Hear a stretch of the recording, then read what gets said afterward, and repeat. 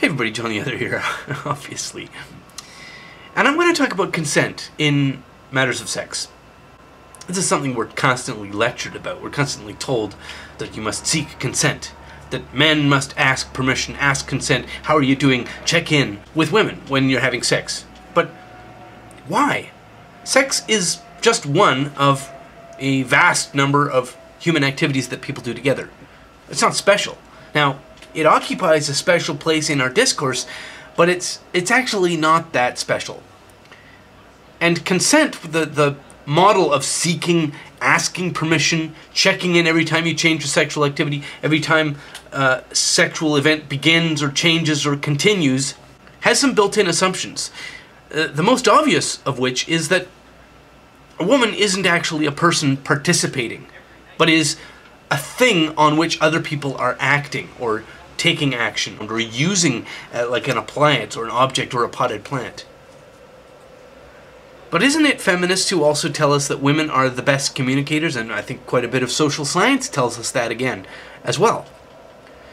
So why is it that in matters of sex and in law and in social commentary, women must be canvassed for consent as if they are inert objects who cannot demonstrate their choices by participation like every other human being in every other human activity involving other people? Imagine you're playing a game of pickup basketball. You don't ask the person you're playing with if you have consent to pass them the ball or try to score on them. No, you just play the game. And basketball, being a physical activity, has a huge amount of communication in it, and it's almost all nonverbal.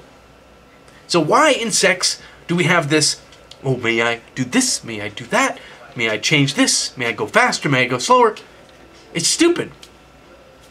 And on top of that,